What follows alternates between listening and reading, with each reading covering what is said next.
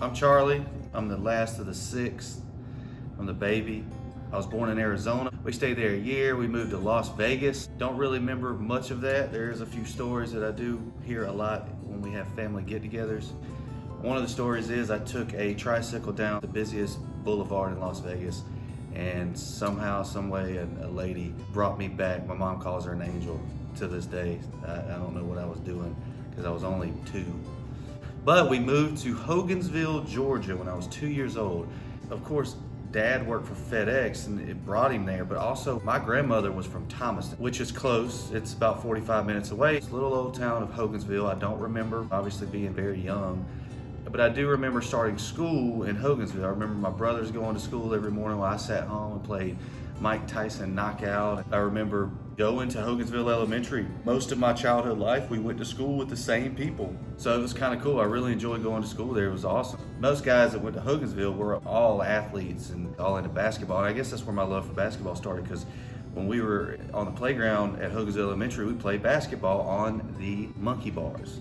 We didn't have a basketball goal. That's where we learned to play basketball. So basically like jump 21, and I couldn't dunk, but all those other guys could because I was too little. Living in Hogansville, I feel like I had a really good childhood. It was awesome. I had a big family. It was my brothers and my sister. I did cherish those moments with everybody because it was so much fun. Dad bought Pizza Stop when I turned 8 years old.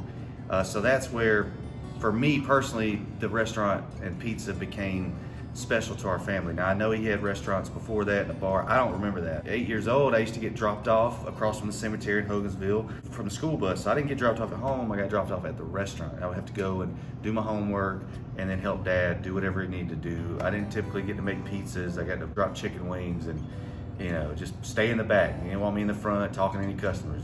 I still don't understand that to this day because I thought I was pretty good. But a funny story, Joey being that master marketer, head of all our marketing and videography and stuff like that, it reminds me of when we were kids because Joey always had the big VHS recorder, always.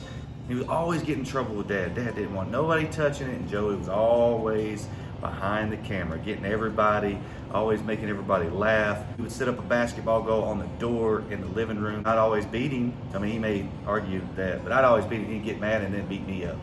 So there's videos, it's pretty embarrassing. Another funny story, when I was a kid, I loved animals. I always loved dogs, and I had this bird named Petey.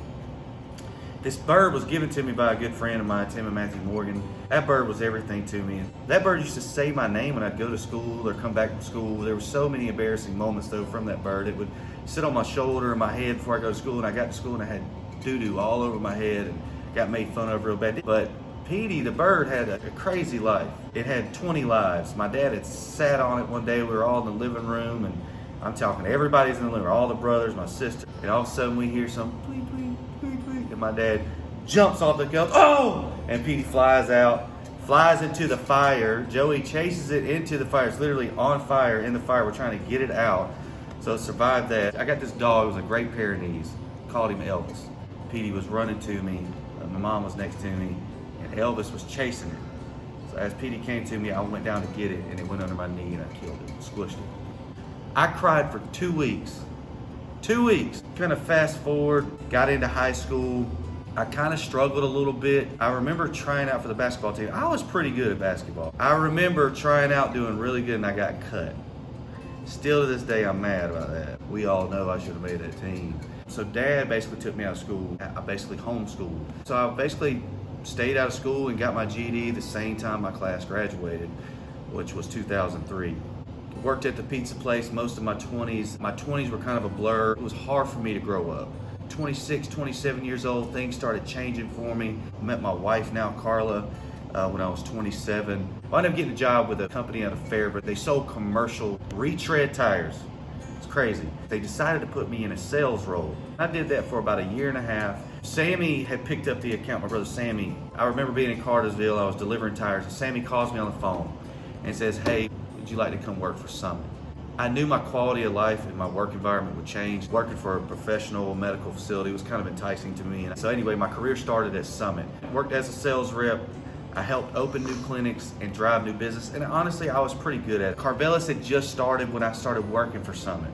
So I was keeping an eye on that. Joey was always kind of in my ear about coming on board, and I never did, but he was always planting that seed, and me noticing what Carvelis was doing, the traffic and the volume going by the business, going up there on the weekends was just getting absurd. I mean, just cars parked down the road and just lines of cars. And I think everybody, all the family knew that Joey had something special. Me seeing Manny taking that leap of faith really influenced me to want to be a part of that. And seeing kind of the freedom that they were having was something that I kind of wanted.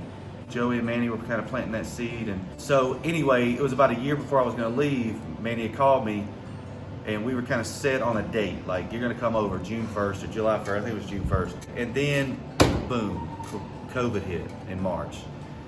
Businesses shut down, we had to shut down all the restaurants. Manny called me, he's like, hey, we're not gonna be able to do this right now. We're not gonna be able to bring you on because we don't know what's gonna happen.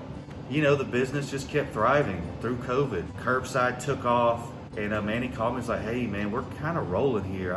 Let's continue you coming on board in June. To say that I wasn't nervous was not true. It was a big transition for me and my family. We were very comfortable. You know, and Summit was just exploding through COVID. Crazy for me because the business was exploding. Now we're going to the restaurant business that who's to know what's gonna happen in a month from now or next year if COVID continues and continues. So I just kind of leaned in. This is where I really felt peace about coming over to Carvelis for many, many months. And even through the pandemic, it's been fun, it's been tough, it's been a huge learning experience for me. Even though I was raised in the restaurant business, this is a different animal on its own. Very busy, you know, we're open 7 days a week. We have over 100 employees. Every day is an adventure, and it's been worth everything. We're growing, we got our number 4 on the way. We have good leadership, we have good vision. I feel like wherever Carvelis is placed and put, we're gonna be fine. We're gonna do great, from Carvelis's to the Chandlers, to the Kellys, to the Abbeys, the Connors, to the Als, the Sierras, to all our employees out there. It's gonna be a fun ride.